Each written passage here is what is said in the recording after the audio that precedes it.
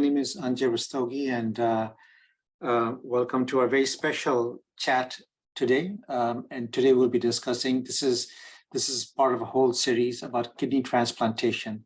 So today our focus is going to be on the process of getting ready for a kidney transplant. Then we'll have post-transplant, what you should know. And then finally, we're going to have the living kidney donation, what you should know as well. So it's a three-part series, and we have a very esteemed group and faculty today that will be discussing the process. We have a lot of questions already, but feel free to put questions in the chat box or the Q&A. And if we can't answer them today, we're going to have a follow-up meeting chat on transplantation next month, once again, first of every month at 5 p.m. And we will answer all of those questions. And this is also being recorded and will be posted on YouTube once we have edited and cleaned it up. So my name is Anjay Rastogi. I'm an nephrologist at UCLA. I think a lot of you know me already. And at this time, I would like to introduce Mr. Mark Cornell, our ambassador of the Core Kidney Program. And just to give a bit of a background of Mark, Mark is currently in San Diego. He received his kidney transplant at UCLA in 2019. And since then has been a very active member of UCLA Transplant and the Core Kidney Program. And currently he is competing in San Diego in the transplant games. And what you can see in his neck is actually, you want to say what you have on your neck, Mark? Of course, Doc. Thank you for the introduction. Hello, everybody. My name is Mark Cornell. I'm the lead ambassador for the Core Kidney Program. And what Doc was stating was these are the actual medals. We do something called the pin exchange from everyone in the nation who's actually received a transplant throughout the nation. And I placed 4th place in the race with transplantation and in my age group from age 30 to 39, but we're here for a bigger cause, right? This is for raising awareness and what a kidney recipient should know going through the process so that we can all compete together in the near future. I'm really excited to represent Core Kidney here in San Diego with everyone coming forward, making sure that we show that how our kidneys are working. Able to perform. I'll be performing in basketball, pickleball, golf, 5K, and a cycling tournament. So I got in 4th place in the run. Now I got all the other competitions to do. But our Core Kidney Program emphasizes patient advocacy, where we share and emphasize hope for those who are going through the process. And I'm really excited today because it's what a recipient should know going through the process, whether you're on dialysis or actually just diagnosed. The goal is what to know. And we're here to emphasize that education with all these amazing doctors here today so that you can get through the process and it goes smoothly. Know that when you pick your team, we are here to support you. I've gone through the process. So if you have any questions in regards to Mark, this is how I feel, our email will be in the chat box and it'll get directed to me, and I'm more than happy to get on a call with you guys, and we'll have all that information on the website. And with that, Doc, thank you guys so much. There's going to be very informative information today on what a recipient should know, and you guys don't want to miss this segment. Right. And Mark, good luck with your basketball game. I know it starts at 6 p.m. PST in San Diego. But when we look at Mark, and this is, I think, it's about hope and what Mark has done. Mark's story was shared by UCLA Health. He went through his own phases, and that's normal, when you are given. So please do read Mark's story. We'll try to put that in the chat box as well. His struggles when he got the diagnosis, how he overcame them, and look at him now, much better health than I ever am or will be. So Mark, thank you very much, and good luck. So we'll see you soon. Thank you, Doc. Yep. Thank you. Thank you. Now our the other panelists, we'll ask them to come one by one. We'll start with the two key people today who will be speaking is our Transplant Manager, a very dear friend of mine and a big advocate for patients, Miss Melissa Dunbar Forrest. If you can turn on your camera. And also another very dear friend, Miss Bethany, or Beth, as she would like to call. She is actually our lead for our wait list. So Missy, you want to say a few things, and Beth, and then we'll also share your presentation as well. Sure. Well, thank you for having us. We're excited to be here. We're excited to really help patients understand the journey to transplant, whether that is, getting a transplant or that it's not an option, and why that wouldn't be an option, so that patients are educated. We feel very strongly that that's our mission in our community. So we're excited to take part in this presentation today. So thanks for having us. No, thank you. Thank you so much, Missy. And Beth? Again, thank you for having us. We're more than happy to be here. We always want to partner with you and your group and with our patients, because they can feel very alone out there. And we really are a guide, and we want to be a guiding force to help them through this difficult time. So anything that we can do that helps support them and helps guide them towards the best treatment for them, that's what we're all about. That's what we want for them. And also the other thing, Beth, I want to mention, we did do one of those YouTube webinars. Mm-hmm. Actually, it was a UCLA Health webinar posted on YouTube. We will put that link in the chat box. That was a lot of very good information that was shared. So thank you. And Beth, you and Missy have been huge supporters of our patients. So, and also I do want to mention this right at the front. This is as good as it gets in getting information. You need to get the information from the right source. That is really very, very important. There's a lot of information out there that's incorrect or even false. So the source of information is going to be very important. And like I said, we are the two best people representing the transplant program here today in Beth and Missy. There are a couple other people that I want to point out is Dr. Molly Sarkar.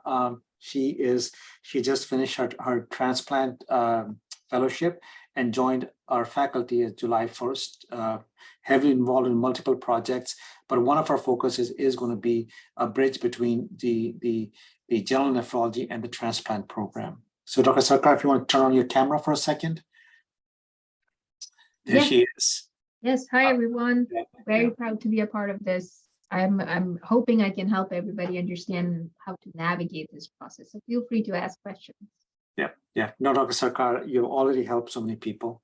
And then Dr. Tariq Shah, who has a very strong track record of medical directorships in transplantation. It was St. Vincent's, Riverside, and now, we'll be transitioning to UCLA Health very soon. Dr. Shah, do you want to say a few words? Yes, thank you very much, Anjay, and the rest of the group. It's indeed a pleasure, to be part of this big group to help patients at large out there. As you know, transplantation has gained a little bit more momentum in the past year or two. And I think there's a bright future for transplant for ESRD CKD patients now. I think it's exciting to be a part of this group and to be in the community at this point in time, to be able to provide help to those patients. Yeah, thank you, Dr. Shah. And then we have our psychologist, Dr. Jim Cunningham, and he is going to give his own, supporting views on what will be discussed today. Psychology is a very big part of transplantation, pre-transplant, dialysis, and so on and so forth. And then we have Christina, our manager, Anita, our supervisor, and also our brewing beans. So with that, let me share the screen. We'll start the slide deck, and please keep bringing in the questions. There we go. All right, so hopefully everybody can see my screen, the slide deck, and let's start with this. So Beth and Missy, you can take it from over here. Okay, I guess we'll jump right in it. So When a patient finds out that they have kidney failure or they have kidney disease and they move through the stages and it's time to start talking about transplant, if you're already on dialysis, then the dialysis unit can refer you to a transplant center. Your nephrologist can help you do that. You can also do that for yourself as a patient. It's a little easier if the physician or a social worker at the dialysis unit helps you with that, because they know what kinds of records and things that we want in our packet. Once you come to our center, you get evaluated by the multidisciplinary team, and a plan is set up that's unique to you. Some things are fairly generic and all patients get them, but we really look at individual care. If you have a heart history, we're going to want more cardiac testing. If you have, say, lupus, we may want to know more information about that relative to your listing. And then when all of the testing and evaluations and consults are complete, the team discusses your case as a whole to make sure that we've done all of the things that are most appropriate to determine that you're ready to be placed on the list. Can you go next slide, please? Yes. So Beth, I just want to mention some key points that you mentioned in this and just reinforce them. So first is who refers you, and you mentioned that. The nephrologist, the dialysis unit, but they can also self-refer, right? I mean, I think that's important. The contact information for UCLA, at least Missy will put that in the chat box. So if you haven't been referred yet, you like to be, self-refer yourself. So this is being proactive. At UCLA, we have UCLA faculty here on the program as well. We are very proactive. So for UCLA patients, it's not. But if you're not a UCLA patient and you would like to be, please do a self-referral. The other thing that and I think you might be going over this, but since this, what is the right time to refer to the transplant program? Early referral is important, but there is such a thing as too early. If your GFR is 20 or below, you can be added to the wait list and begin to accrue wait time. If you do not have a GFR that is 20 or below, you could be added to the list technically, but you won't accrue time on the wait list. So at UCLA, we don't list patients until that GFR is reaches that qualifying place. And then obviously if a patient is already on dialysis, they're past due being ready to be referred. Maybe they were listed and removed from a list somewhere and now they're coming back, or moved or changed insurance, something like that.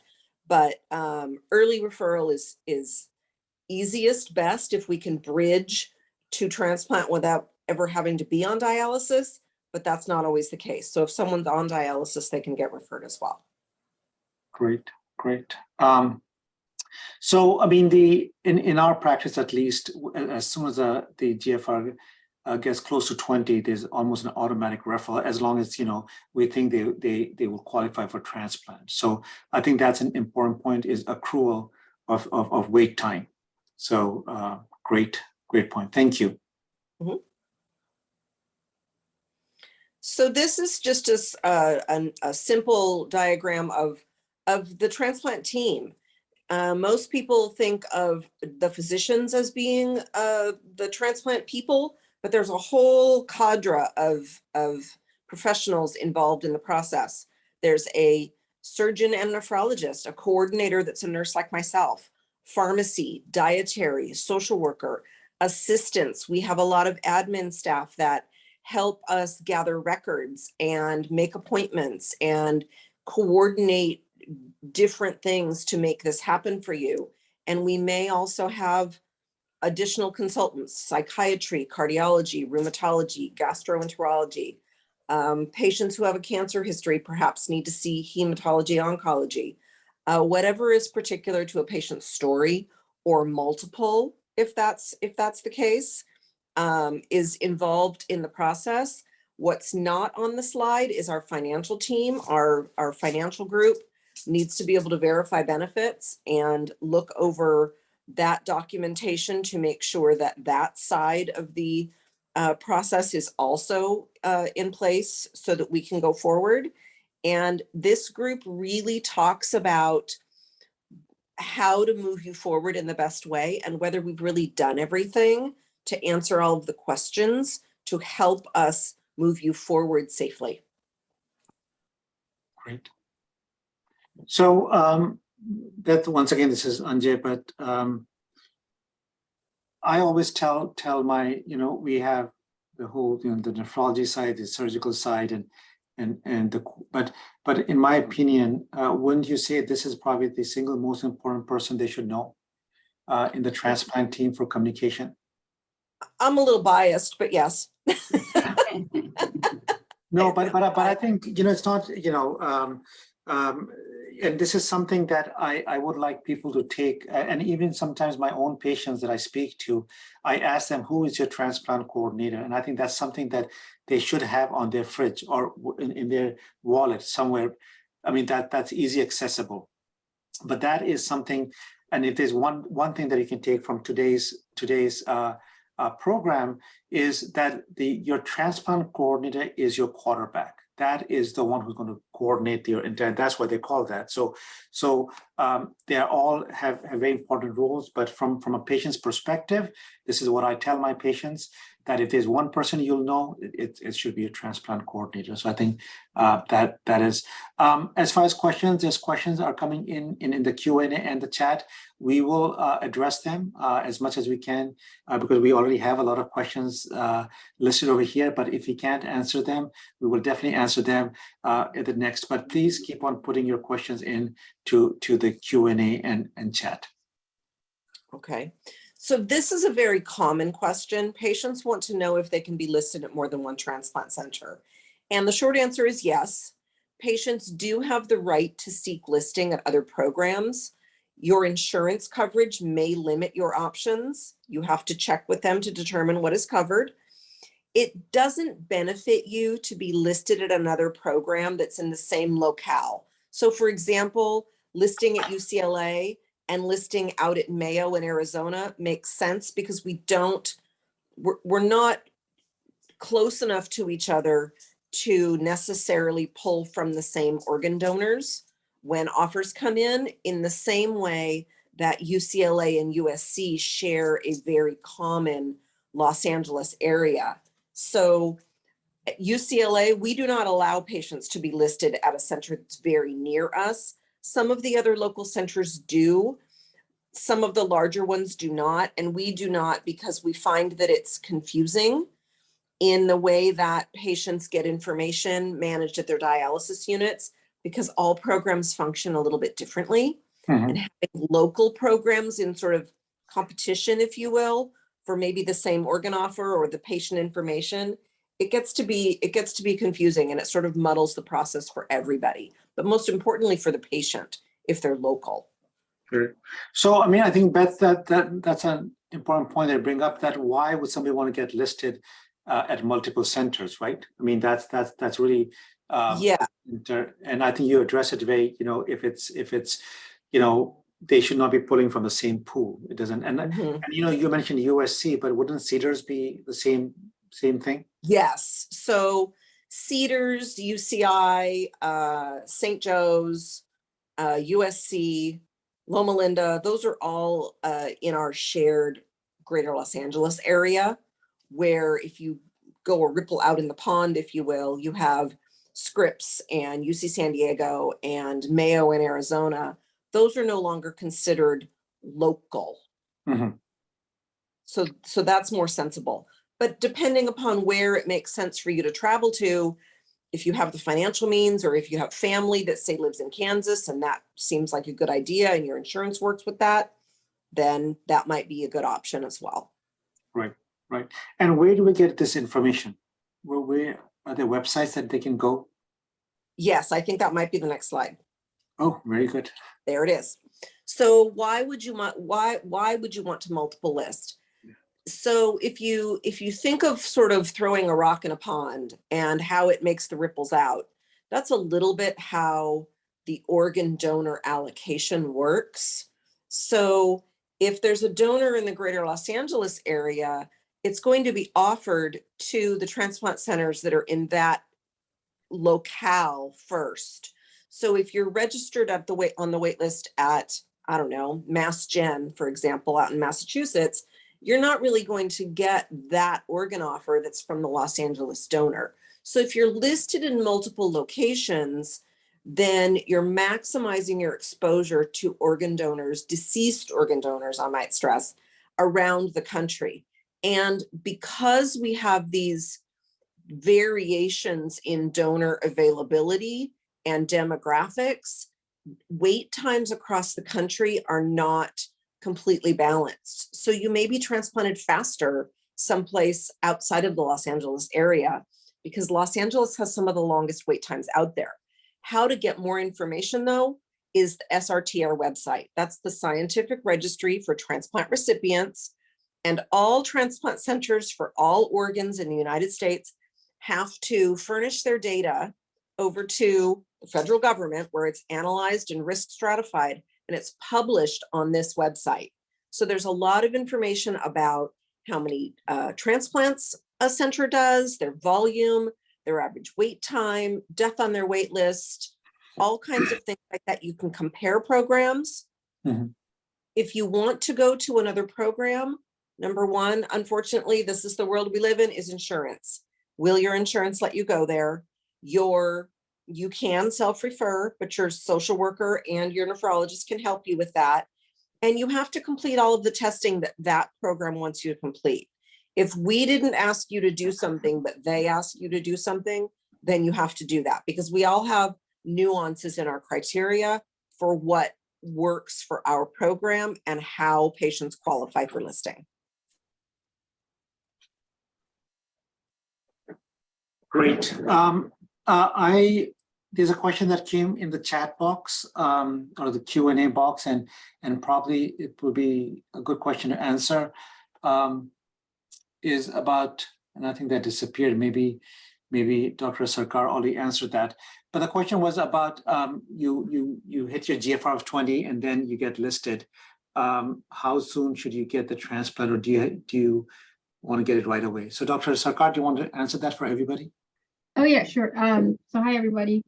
So the GFR of 20 is like a point at which you accrue kind of time or you qualify to get a transplant. How fast you're gonna get a transplant depends really on a multitude of things, whether like you are getting a donor, a living donor versus a deceased donor, number one. So if you get a living donor, things run a little bit faster because it's somebody who's more so directing or giving you and offering you a gift of their kidney, whether it's exchange or whether it's like directed. When you get a deceased donor, as Bethany pointed out, there's this list, so you have to wait it for time. Now, what is definitely well proven is that if you get a transplant before you start dialysis, there are medical benefits attached. Preemptive, which is called, the term is called preemptive transplants. So a preemptive transplant does offer you medical benefits because, like your time, you're not accruing all the dialysis related complications. All right. Thank you, Dr. Sarkar. I think we had some problem hearing you, but I think most of us got that. Thank you so much. Next slide now.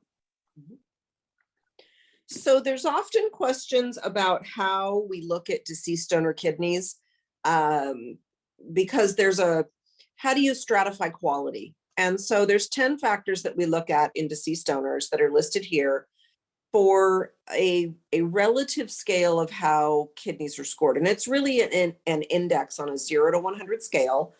And the lower the number is predictive of how long the kidney may last once it's transplanted.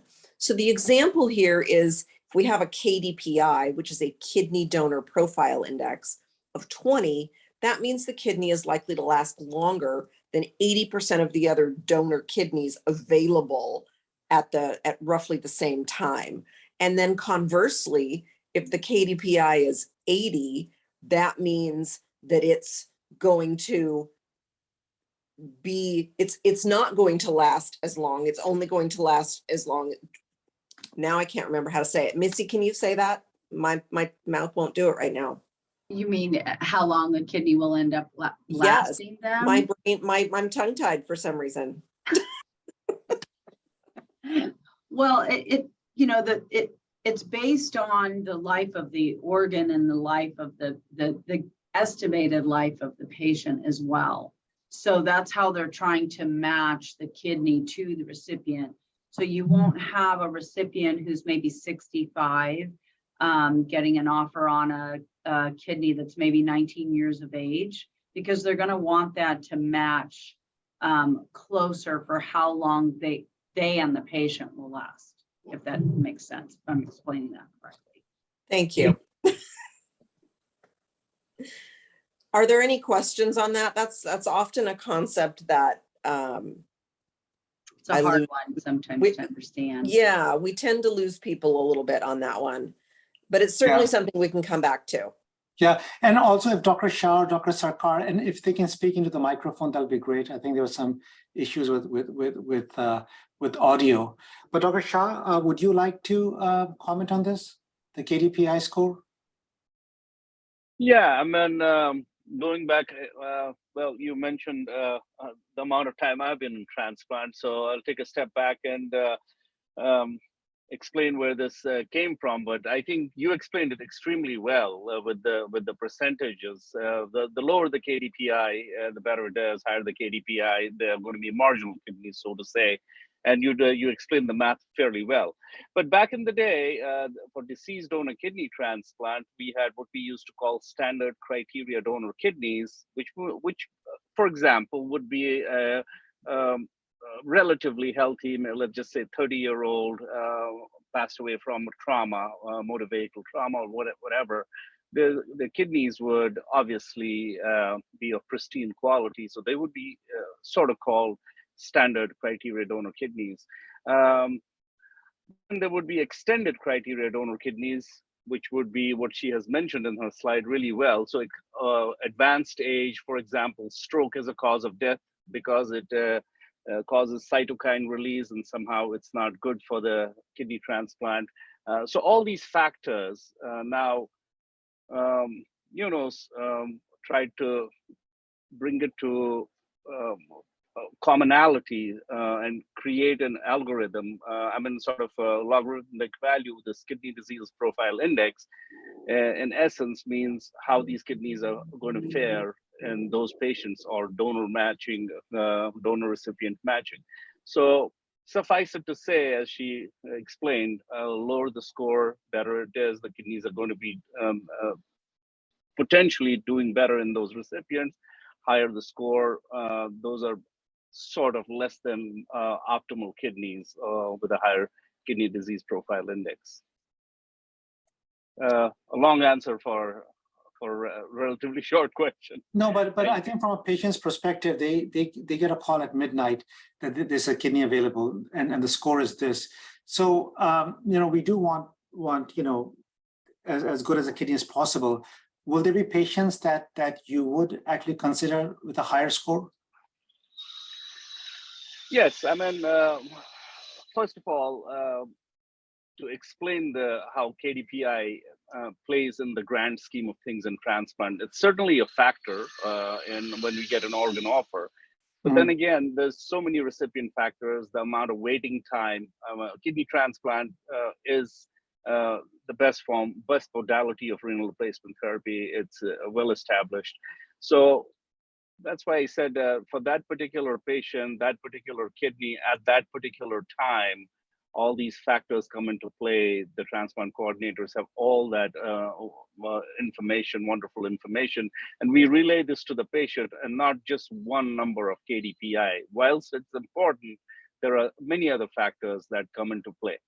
And to elaborate my answer with examples is we do take kidneys with higher KDPI, 60, 70%. And when we explain to the patient, that particular patient is possibly going to do well in yourself because of these factors A, B, and C, whereas the same patient on a different patient on our list, I would not use the same kidney for that patient because of X, Y, or Z other factors involved.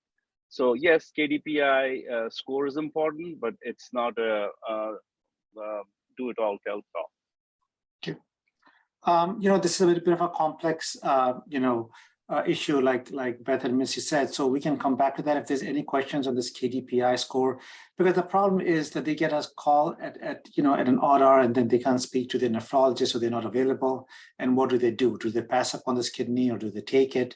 So and we can revisit this, and we definitely would like to hear Dr. Sarkar too. What her. Should we move to the next slide, Beth, for time's sake? Well, and I want to just say one quick thing on that.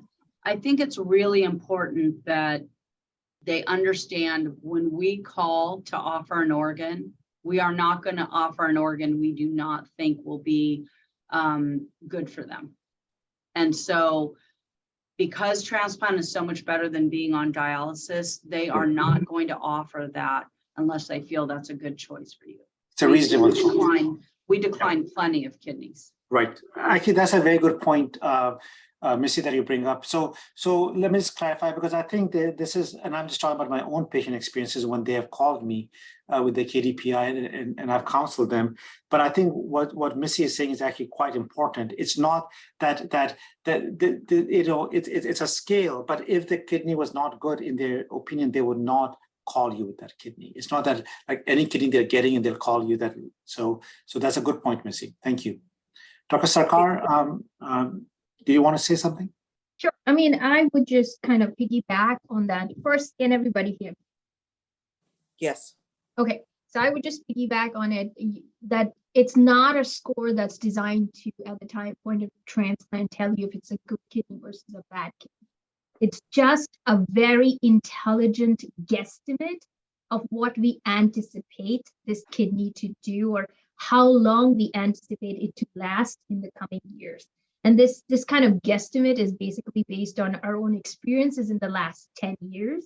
Just to say, when we did this in a person and of this age and with these so many comorbidities of the donor, how long did it last? It's not an absolute number. It's not a yes or no. It's not a good or a bad. Again, it's a guesstimate. And for example, would be if you are 79, like you are 79, if you just take the calculator and put a kidney that maybe 60, coming from a 60-year-old, the score will look skewed based on that just person's age. You look, if you think to yourself, a 60-year-old kidney for an 80-year-old person still has a lot of benefit, provided everything else is right. That's exactly what I tell my patients, Dr. Sarkar. I mean, that's a very good explanation. So this is something important, the KDPI score.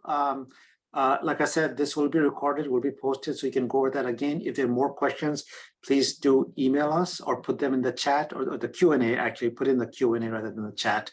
And we will answer. All the communication actually is going to go to the Q&A. So very good. Shall we move on to the next one? Sure. Okay, great. So when patients are listed and they, for whatever reason, are not transplant ready, we may place them on hold. Sometimes we refer to that as inactive. Sometimes we refer to that as status 7. It all means the same thing. It means you're listed, but you've been sort of put on pause because something is happening that we need to sort out, so you're not transplant ready. You maybe went in the hospital. Maybe your insurance changed.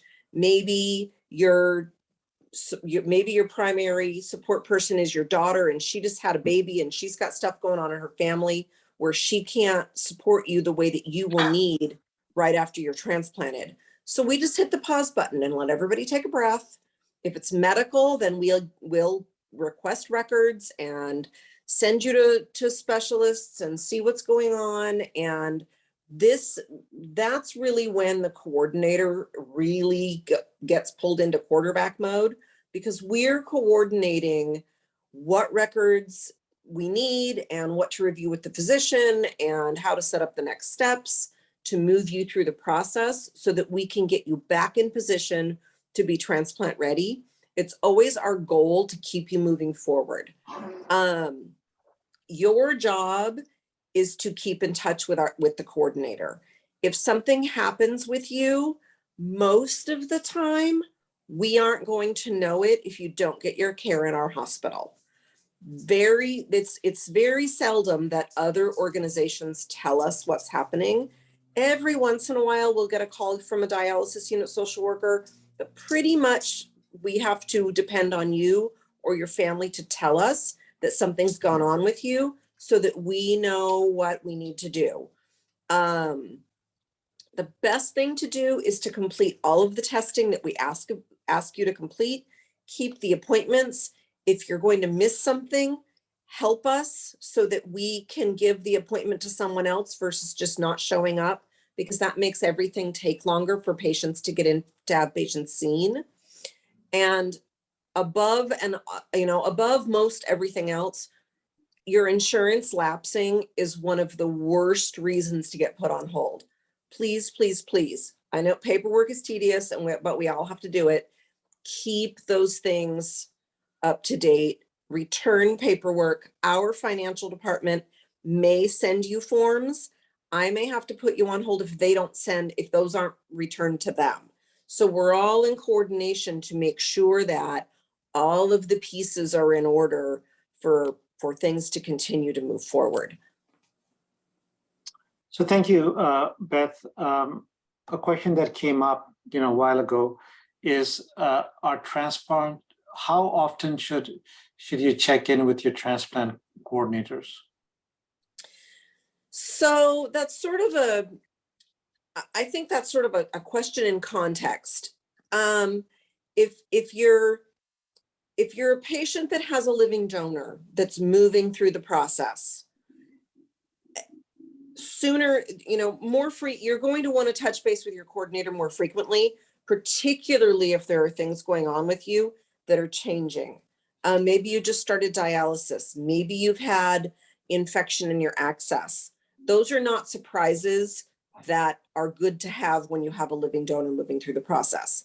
If you are on the wait list and you don't have a donor, and maybe you only have a couple of years worth of wait time, and we'll talk about wait times to transplant in a few minutes, then those are things that we really only need to know big things. Did you have a heart attack? I want to know that. I really want to know that.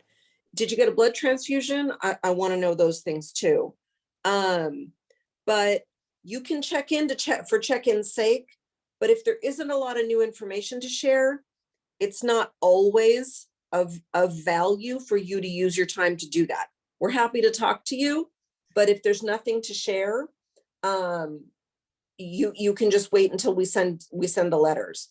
But if you're in a position where deceased donor offers are coming, number one, we're going to tell you, and we're going to set what the expectations are at that point for what we refer to as highly listed, meaning we think you may get a real transplant offer within the next 1 to 2 years. And that's really more the frequency part, where we really want to hear from you. Probably, I would say a minimum of twice a year. And you said the word highly listed, right? Yes. Yeah. Okay. Yes. Very good. So that's very helpful. Just a couple of things that I do want to mention over here is obviously the insurance changes, the support, but also the health changes too. And we are planning to do another program, and it's going to be led by Dr. Sarkar and the team on lifestyle and what you should be doing as you wait for the transplant. The transplant procedure by itself is a significant stress on the body, and that's why we really want to make sure that your body can handle that. And that's why these things, any updates that you have in your care, if an infection, you keep in mind you'll be quite immunosuppressed when you get the transplant, especially in the early part. So the infection and all those things are important. So any change you have in your health, you should make sure that your transplant program is notified about that. Missy, I don't know if it's here you want to discuss, compliance with their care, whether it be dialysis or pre-dialysis, and how does the transplant program look at it?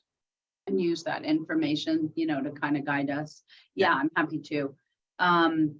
I think that when we're trying to assess a patient's readiness for transplant, we have to really look at all aspects. There's really three key areas that we look at. Medical compliance. Are they medically clear? Like Beth said, did they have a recent cardiac stress test that is showing something new that we now need to make sure they go see cardiology and get clearance so they're ready to go under anesthesia and handle a transplant. So we'll look at medically, are they clear? We look at psychosocially, are they clear? Do they have a caregiver support system that's going to be able to support them afterwards, to bring them to all their appointments, reliable transportation, be able to care for them afterwards. So we'll look at that area. And then we also look at financial. Do they have an adequate enough insurance that they'll be able to pay for everything? Because the last thing we want to do is transplant you, have you not be able to afford medications or any of the treatments, and then not be able to keep the transplant. So we kind of look at all of these areas. And the way that we do that is by looking at records, whether that's from your cardiologist or from your dialysis unit. We will ask for dialysis run sheets to know whether patients are doing all of their treatments. Are they skipping treatments? Are they showing up late for treatments or taking themselves off early? Because that tells us that that person is typically not ready to be able to commit to the rigors of post-transplant follow-up, because it's quite extensive in the first 3 to 6 months. And so that kind of tells us if someone's really ready for the commitment and has the support system in order to be able to do that. So that's kind of how we will typically figure out if patients are ready. We'll look at lab results, phosphorus levels. Are they taking their phosphorus binders? You know, that helps us understand if a patient struggles taking with medications on time, taking them as prescribed, because, you know, patients can miss one dose, a couple doses, and that's it. You know, they've damaged their kidney to the point that it doesn't recover. So it's really important that patients can really follow a regimen. And so those are the kinds of things we'll look for to know if someone's ready or to know if someone's just really not a candidate any longer, because we don't think they'll be able to follow the medical regimen. Great, Missy. I mean, I think this is something that we go over with our patients who pre-dialysis or are on dialysis. And two things. Number one, and the reason why the transplant team looks at this is not even the dialysis unit. They actually ask the dialysis unit to send these records, is number one, looking at the compliance. Because if they get a transplant, they're not compliant, they lose that transplant. But also from my perspective as their healthcare provider, they need to be in good shape. They need to take care of themselves. And I think this is very important. Once again, going for your dialysis sessions, eating well, taking your medications, all of these things actually contribute. You're getting ready for the transplantation. So this pre-dialysis or pre-transplant care is actually very, very important, and that will impact the outcomes once you do get the transplant. So thank you, Missy. Very important. Shall we move to the next slide, Beth? Yes, please. Okay. So wait times in Southern California are for a deceased donor kidney are some of the longest in the country. I'll get to that in the next slide. But the factors that impact how long a patient may wait for a kidney is blood type, what we refer to as sensitization, which is the presence of antibodies in the blood against other human tissue that is non-self, how long someone has been on dialysis, or how much wait time they have accrued if they were listed prior to dialysis, and whether or not they have a living donor. Those are the primary drivers of timing. And next slide. And let's talk about sensitized for a moment. What does it mean if I'm sensitized? So sensitization refers to the body making antibodies against human tissue that is not you. And that can happen. You can get exposed to human tissue that's not yours through pregnancy, transplant, or transfusion. The sensitization levels on a 0 to 100 scale can make finding a match for you complex, depending upon how sensitization has impacted you in particular. What can you do as a patient? You try to avoid sensitization when it's realistic. We're not going to tell you that if someone recommends that you have a transfusion, that you decline it. We want you to get the medical treatments that you need.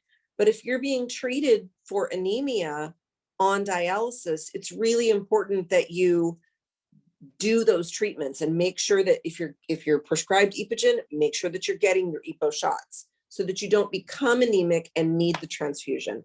Manage it at the front end so that you can avoid it if it's possible. But if you need it, you need it. If you've had a transplant and you are on immunosuppression and now you're listed for another transplant, it's really important to talk about immunosuppression changes with your doctors and maybe even the doctors on the transplant team to see if that makes sense for you, because there may need to be a good conversation about that, because it can change the way that matching works if your body responds differently once immunosuppression is tapered off.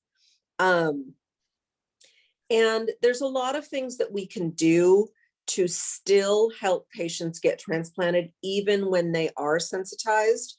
So this isn't something that patients should be worried about per se, because honestly, that's our job. But it's important that you understand conceptually what it means so that if it does impact you, we can have a deeper discussion later.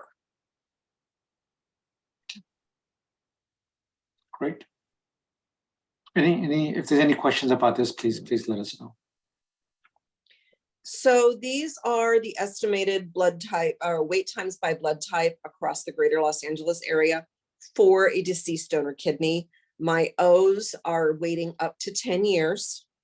A's are in the 7 to 8 year range. The B's are 8 to 10 years. If there is a blood type B candidate option for a blood type A2 kidney that some patients may meet criteria for, some of those patients can be transplanted around year 4 to 5. And the ABs are usually transplanted in the 5 to 6 year range. Your coordinator, if you are already listed, can help you understand where you are on the wait list for a patient that is for you, because there can be some variations related to sensitization and things like that that impact the timing.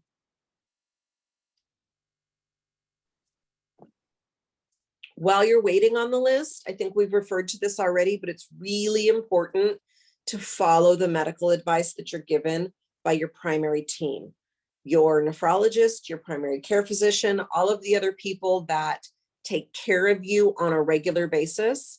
Do the things that they ask you to do. Attend your dialysis the way that you need to. Follow your dietary guidelines, follow your fluid guidelines, and stay active. Find out from your doctor if you're not sure what kind of physical activity is safe for you. Partner with them to help identify what it is that you can do. If you're not active and moving and able to climb up on that exam table fairly easily before the transplant, it's going to be much more difficult to gain your strength back after the fact. Deferring it is not a good idea. Active now is going to be a quicker recovery. Later, it's going to be much, much easier for you to rebound and get back to the life that you really want if you're doing those behaviors today as much as possible, as much as dialysis will allow. Yeah, I think this is actually very, very important. Taking care of so many patients who are on dialysis, this something has, because a lot of times people lose hope and they said, but you never know when the call is coming, and you just have to be ready, physically, mentally, in every way you can, because once you get that transplant, things change dramatically. Finances. So that's obviously a very big part as well. Finances, yes. So first, how is transplant paid for? Transplant is paid for by Medicare if patients are Medicare eligible, commercial insurance, and or Medi-Cal, or whatever county is administrating the state-funded insurance. Patients need to be able to manage the co-pays for medications and office visits after transplant. Some patients who are on Medicare and affected by the donut hole, they may need to save money so that when that donut hole comes, they have the savings to get through that, or look at a Medigap policy before transplant. Any insurance premiums that are being paid by the dialysis unit or by an outside entity are not going to continue after transplant. Patients are going to have to take those premium payments over on their own. We've had some other conversations about that, so we can share some of our other experiences, but this is a really big deal.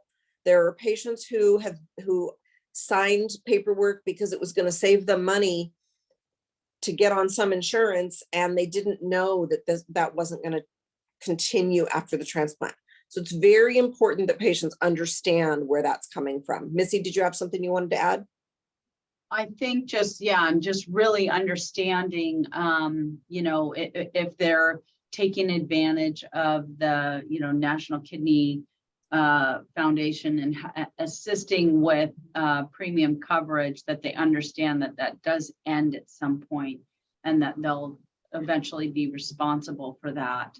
The other really important thing to understand is that if you go out of the country to get transplanted, it's really important you understand that Medicare will not cover any of your transplant medications if you are not already on Medicare because you're 65 and greater or disabled. The qualifying event for Medicare when you're less than 65 is being on dialysis. So once you go out of the country and get transplanted, because you were not transplanted at a Medicare approved facility in the United States, Medicare will not pay for the transplant immunosuppression medications. Super important to understand that. We just had a patient that went out of the country and did not fully understand that, and is now having some issues with that. So really important to understand that part. Great point, Thank Missy. you.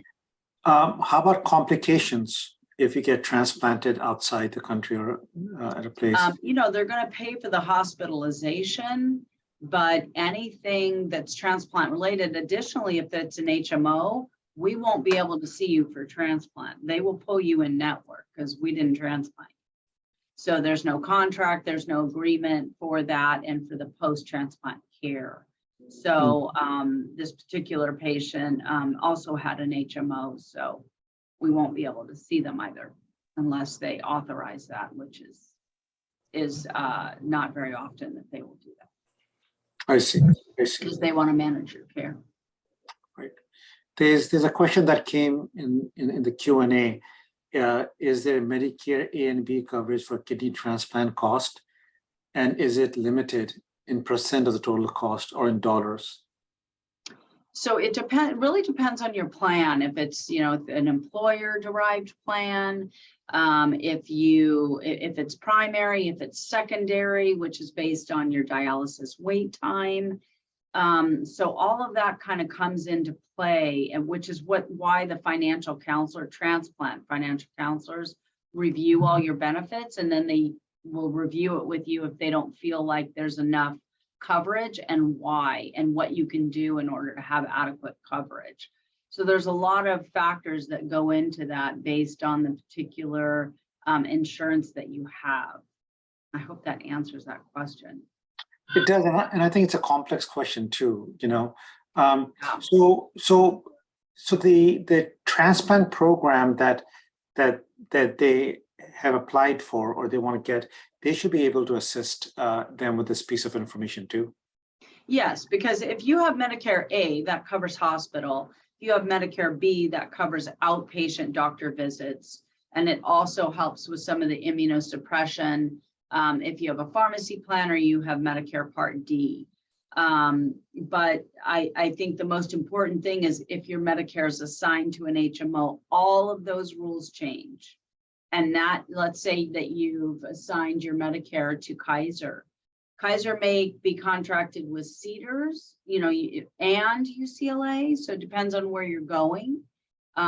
Depending on another HMO you may have, their center of excellence may be USC, and that's where you're going to go.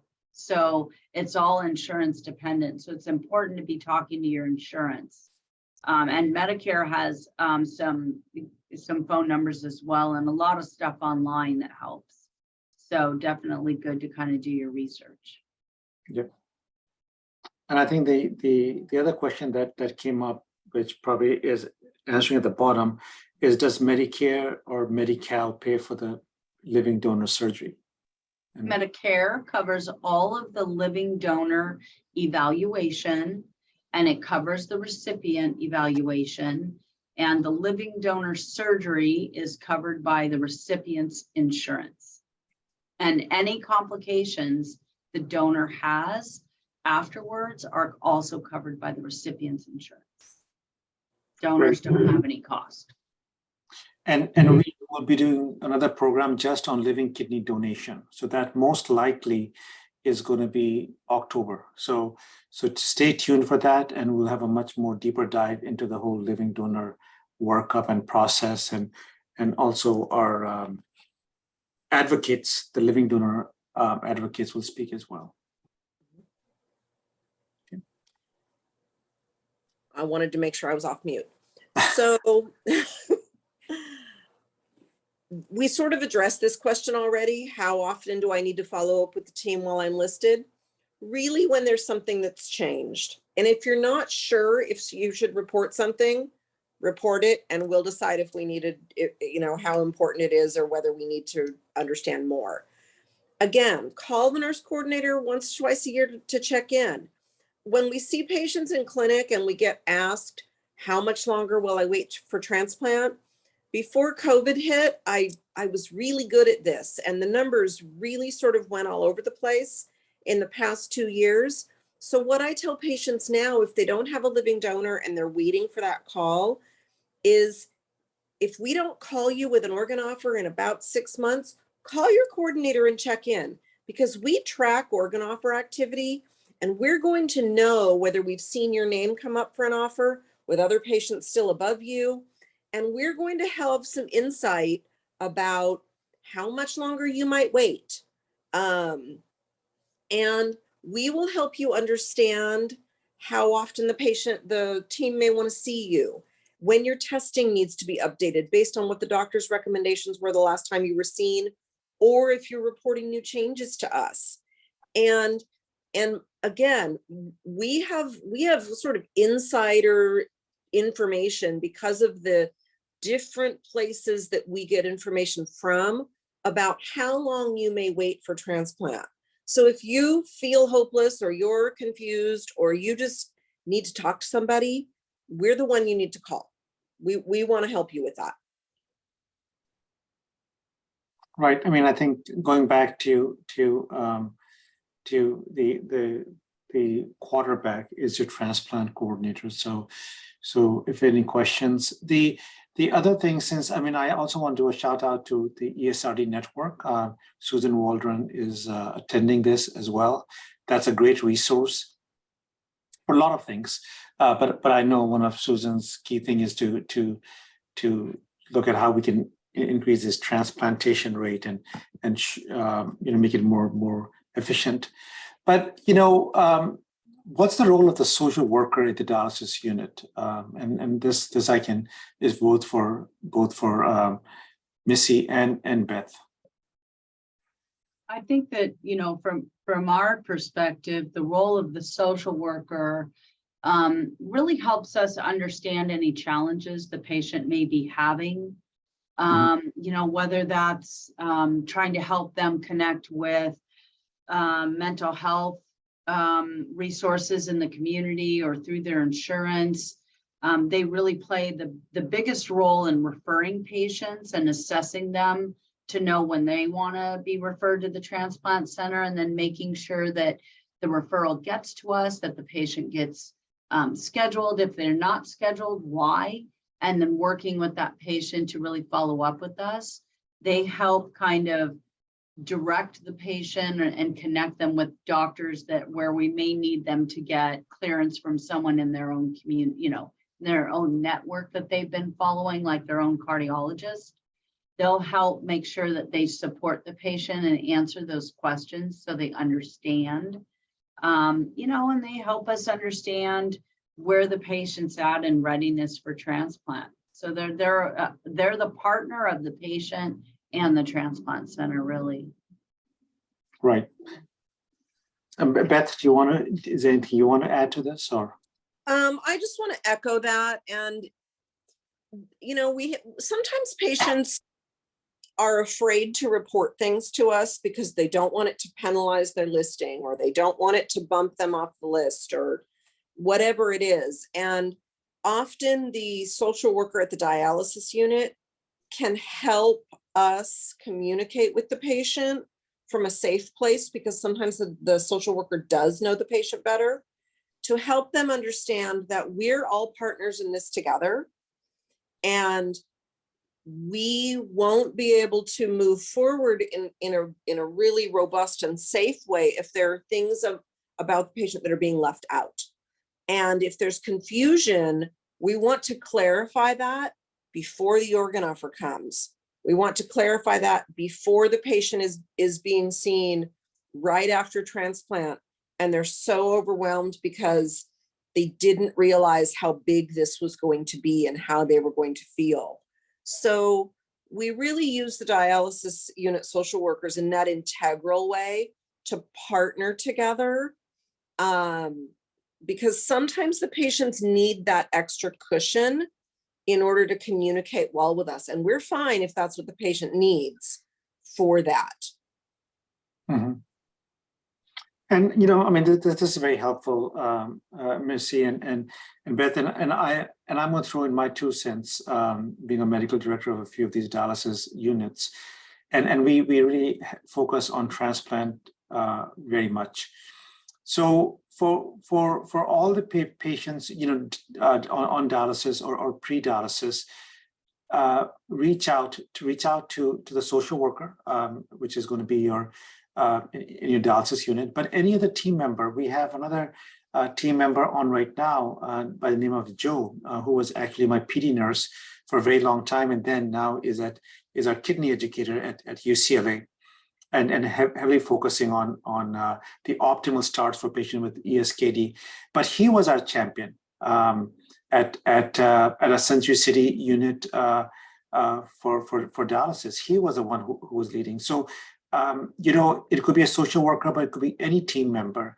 And also speak up, ask questions, reach out, talk to, you know, you saw Mark Cornell, our lead ambassador for the core kidney program at Transplant Recipients, a wealth of information coming from him. And last but not the least, don't forget your nephrologist. You know, talk to them about your needs, talk to them about your questions. And if they don't have answers, you know, it's easier since we're at UCLA, we are connected with the transplant program. We are actually a part of the transplant. But if they're not, they can reach out to us and ask questions. And last but not the least, the ESRD network, you know, at the forefront. You all should have, you know, if you need your transplant coordinator for the dialysis, you should also have the ESRD network information. They are your advocates. So I think there's a lot of resources out there. And that's why we have these programs. You just need to reach out, but always look at your source. The biggest problem that I see is people getting the wrong sources, and then that gets you know, magnified 10 times, and it becomes a real problem.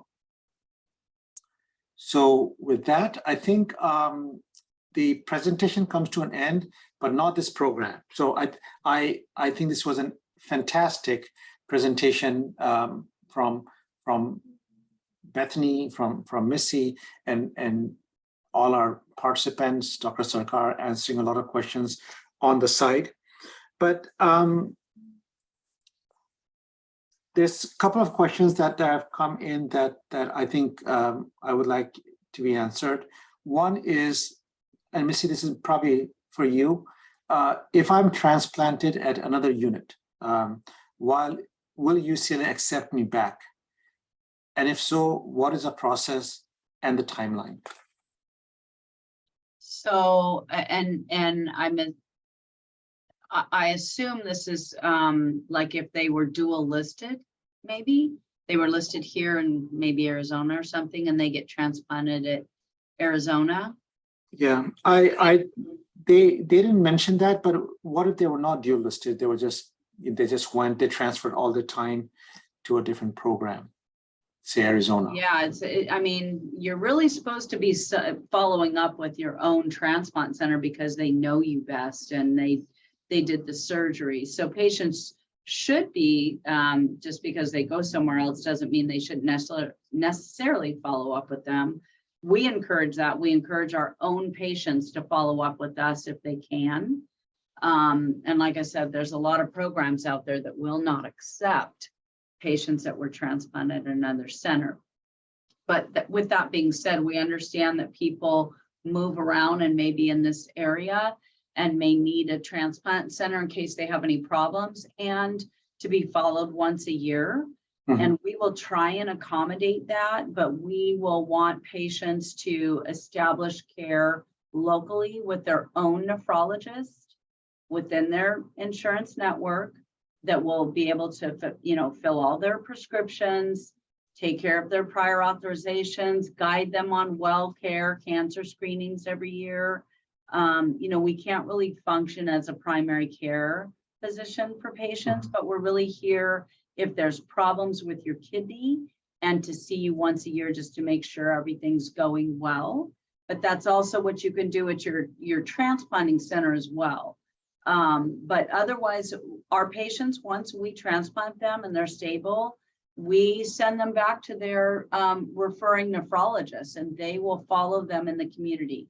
And they will only come back to us if they have a problem with the kidney. Mm-hmm. So in the first year, we'll see them every 3 months. After that, we see them annually if they're stable. But otherwise, they can be sent back if they're having any signs of rejection. We'll follow them until we get them stabilized again, and again, send them back to their nephrologist, which is why it's so important to have a local nephrologist. Right. So I think, I can speak about my own patients who are in the same boat, and a lot of them go to other programs because of the wait time. They don't have a living donor, and there's a shorter wait time, and they go there. And I think they want, so, which is, in my opinion, very reasonable. And we want them to get transplants as soon as possible. If it's a living donor, there's no better place than UCLA. I mean, that's really pretty straightforward, in my opinion.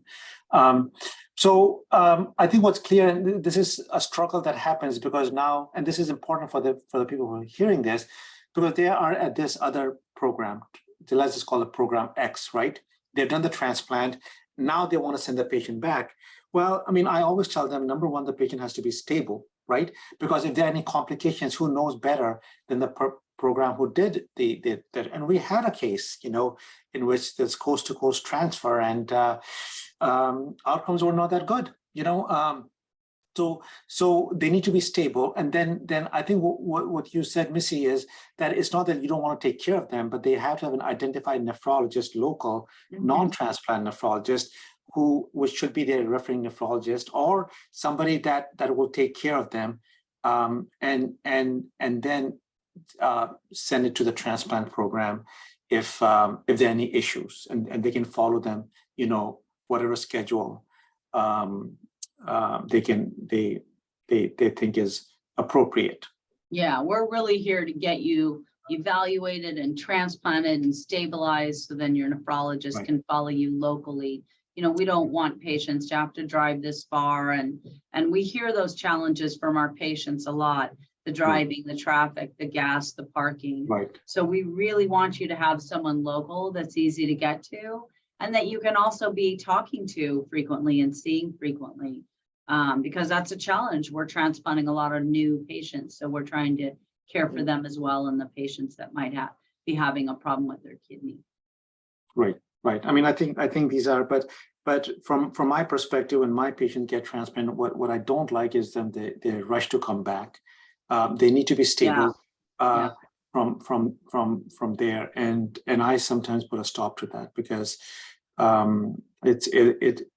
things can fall through cracks very easily, and that has happened.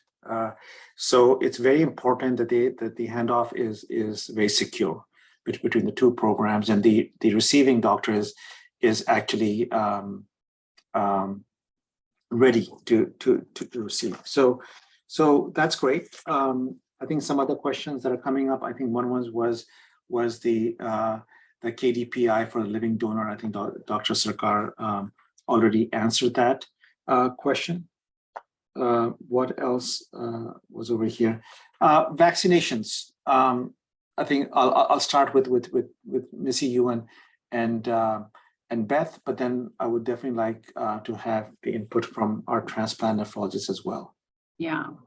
I mean, I think the biggest one that I can speak to, I think that's very impactful for patients being referred here is that we do mandate the COVID vaccine, and that is due to the sheer number of patients we lost post-transplant that were not vaccinated. So we do require the vaccination in order to even be moved forward through the eval phase. So we're happy to see patients who aren't vaccinated and kind of, go over whether you're a candidate or not. And then, if they're willing to get vaccinated with, at least the first series in the next 2 weeks, we'll have them do that. And then we would move them forward in evaluation.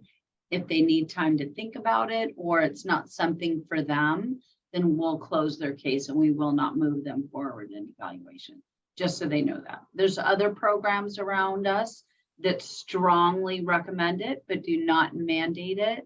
There's other programs that are already putting that policy into place and are going to be mandating it as well. So I'll let Dr. Sarkar talk about the other vaccinations. Right. But to be clear, there are no exceptions for the COVID, right? Is that correct? No, unless there's some medical documentation, like allergies or something like that. If there's a medical contraindication, and although I don't even think we've had one yet. Right. Yeah. So it's extremely rare. So I think that's correct. Something. So as far as UCLA is concerned, if you're not vaccinated, you will not get listed. Correct. Unless there's that exception, that's rare case, which looks like hasn't happened at UCLA yet. That they will accept a patient. Okay, well, I think that's good to know. Dr. Sarkar, anything else? But thank you, Missy. That was very, very helpful. Beth, do you have anything else to add to that before Dr. Sarkar? No, not it. Really, something just anecdotal. We only have about 10 patients on our wait list of approximately 1,600 plus that are not vaccinated. They're all vaccinated and largely on their own. A few of them we've had to help understand why, but it's not something that we have to talk about a lot anymore because most patients have done it and they've gotten the resources that they want access to get the information that they need to feel comfortable. Okay. Very good. Very good. Dr. Sarkar, Dr. Shah? Yeah, I think I would piggyback. It's all about you guys. We're trying to do this so you can benefit and don't suffer the consequences of getting COVID after you have a transplant. You fall into this really vulnerable group. Once you have a transplant and you are immunosuppressed, you're dealing with CKD prior to the transplant. So you really take like 2 big hits if you were to contract COVID and you were not vaccinated. Speaking of other vaccinations, so there are something called live vaccines where the organism is still viable, and common examples would be like the shingles vaccines, the measles, mumps, and rubella, and sometimes the oral typhoid vaccine. It is recommended that you get the live vaccines at least 4 to 6 weeks before your kidney transplant actually happens, or you start immunosuppression. Only because there have been reports and there's incidents of like the severe infection from the same virus that was inoculated to kind of build your immunity when you're immunosuppressed. All the deceased or the dead vaccines or the mRNA vaccines or the different vaccines can be done easily after transplantations. However, you wait roughly 1 to 3 months post-transplant to kind of see everything kind of normalized, you become stabilized, your transplant's working well, you're not running into other complications. Great. I mean, I think that's really important to get fully vaccinated if you're getting a live virus vaccine, you know, do it at least 4 to 6 weeks in advance, and then for the other ones, you know, a few months after. So I think that's make sure that you stay on top of your vaccination. I do want to make a shout out to a lot of our living donors that are attending today. Amazing people, just a very different level, in my opinion. We have Mary Beth and Bill. We have Brock, who's attending, Brian Gillum, who's attending, and let's see who else is in the list. I saw Judy Chasen at some point. I'm not sure if she's still on this. So a lot of our living donors are actually Larry Lewinson. His wife actually gave a kidney to him. So welcome, Larry. Mary Beth is obviously I mentioned, but we will be doing a program on living kidney donation. This is most likely going to be in October. The next one is going to be on transplantation still, kidney transplant, and it's going to be more on the recipient, the post-transplantation. So I think that's the most of the people that I could see, but there's a whole bunch of living kidney donors, incredible people. But let me see, are there any other questions that might be relevant? I know Dr. Sarkar has been very busy answering those questions on the side. Why is exercise highly recommended before a transplant? You know, I mean, it's highly recommended, period. And what really you know, has a significant impact on outcomes, whether it be on dialysis, whether it be transplantation, whether it be is cardiovascular disease. And anything that you can do to make your cardiovascular system healthier, whether it be exercise, diet. Don't forget about meditation and psychology. We have Dr. Jim Cunningham on this as well to give a full 360. So anything that you can do, and that's why taking care of yourself, going to dialysis, taking your medications, getting your fluid control, all those things are actually very, very important. Just going back to exercise, Mark Cornell is, and so is Jim Cunningham. These are our leads for exercise for the core kidney program. And we will be discussing that in a bit more detail when Dr. Sarkar and the group will be going over lifestyle and what else you can do to get healthy to be ready for transplant. I think we have one of the other questions that came up, Beth, is probably for you. Do other regions have as long a wait time for the type O blood group? If you want to answer that. I'm not sure about type O per se, but other regions in the country do experience shorter wait times than we have here. We have a very, very large and diverse demographic in the greater Los Angeles area. And we have some fantastic transplant programs that we share a region with, and people come here for transplant. Mm-hmm. There may be transplant centers in other parts of the country that are more rural that don't have as many people travel in, for example, or some of the programs in the Northwest that used to have a lot of people go there for transplant. Some of those programs don't allow people from out of the area to come there anymore so that they can transplant the people near them. So there's different drivers for how that works, but the greater Los Angeles area really experiences some of the longest wait times in the country. So it's definitely going to be lower, probably someplace else for O, but for the details of that, the programs in different areas would need to speak to their specific experiences. I see. Okay. Great. Some of there's quite a few questions on the financial and one of the question is, how do I get in contact with the financial insurance coordinator? The transplant financial counselors. Yeah. They are assigned a financial counselor when they come through. And so if they have, it depends on what phase they're in and what type of information they're looking for. Many times the social workers, the transplant social workers can answer a lot of those questions. I can answer those questions, and then the transplant financial counselors can answer questions. So as they're moving through the process, depending on who's assigned to them by alphabet, we can always connect the two of them. So these are for patients that you have already been referred to the transplant program and you've started the. Correct. Okay. Yeah, they would not be able to handle all the patients calling in that were not referred and to be able to answer all those questions. Are there any resources though, if they have any questions?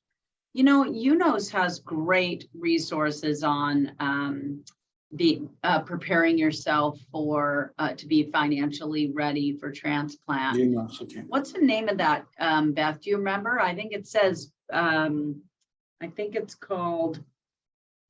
something called the financial packet, but it is on their website, if I remember right. And it's a great resource for just understanding what you're going to need, but much of it's driven by insurance. What are my medication copays going to be? That's really based on your insurance. What are my visit copays going to be? Based on your insurance. So it's super, it can be kind of difficult, but you know, that may be something, Dr. Rastogi, that we elicit questions specifically on financial readiness and see if there's questions that we can answer, or even have a financial counselor on to help. I think that would be great. That might be helpful. So I think we should do a program on that, because I think that really is very important. So I like that idea, Missy. Yeah. So for the person who asked the question, we will send us an email. We will, or actually we'll send an email to everybody. The website that Missy is mentioning about UNOS, we'll get that website. And once she sends it to me, I will make sure that it's sent out to everybody. But I personally think that we should definitely have a program on the financial aspects of transplantation, both pre and post. So we can have all those, and so just stay tuned for that, because I know now one of the questions. So there are a few more financial questions, but we probably will do a separate program for that. A question about does having a cat cause a denial of transplant? So I'm not sure where that is coming from, but yeah. So because us cat owners might take issue. We'll guide you on that, and just the handling of cats afterwards. But no, we would not deny you. No.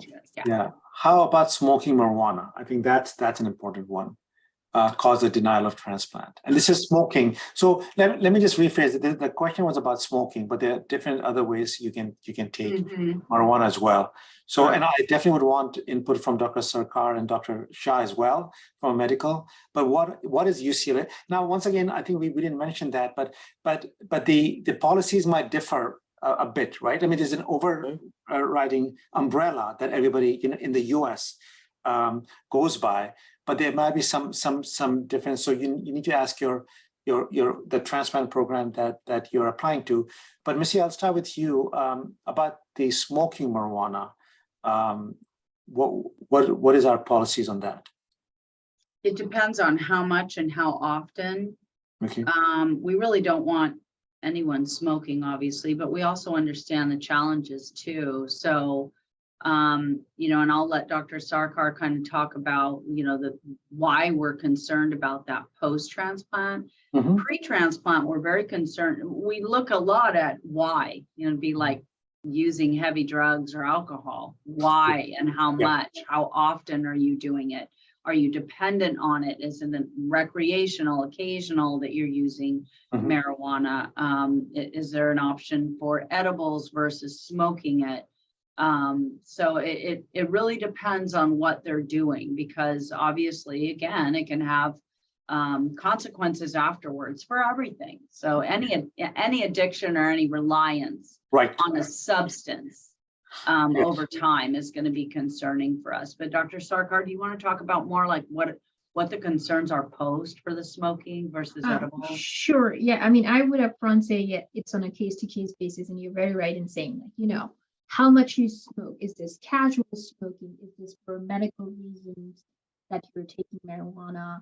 And remember, it's still not like federally kind of an approved substance per se. It's like states differ in what considers marijuana legal and what doesn't consider marijuana legal. From the point of view, medically speaking, strictly, marijuana is not completely benign. If you were to think of it, it has its GI complications. People develop abdominal pain, chronic nausea. Even if it's advertised for treating nausea and vomiting, it actually has a side effect when you overdo it of causing nausea and vomiting. That kind of like interplays into, you know, you cannot tolerate your transplant medications, which is a very, very important piece when you have a kidney transplant. There's medical evidence for, and growing evidence actually in heart transplant patients about marijuana causing acceleration of your atherosclerotic vascular disease. If you have recurrence of these blockages in the heart transplant happening. So people are kind of shy and writing more and more about what should be, how should we navigate this kind of like field of people getting marijuana for medical reasons.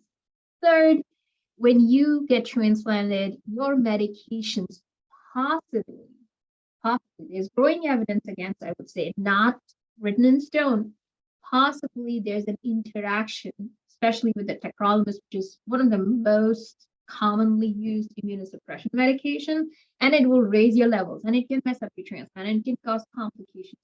So many reasons not to be, and you know, as a transplant center, people like to be similar to everybody else. People like to be equitable. People want to like put up policies, but I also know that transplant centers work on a case-to-case basis. Great. Thank you. Once again, it's a bit difficulty hearing Dr. Sarkar, but I think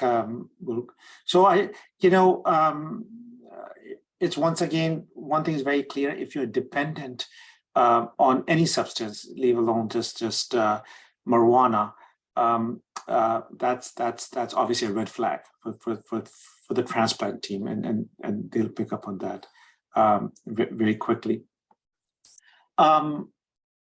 I think we have answered most of the questions.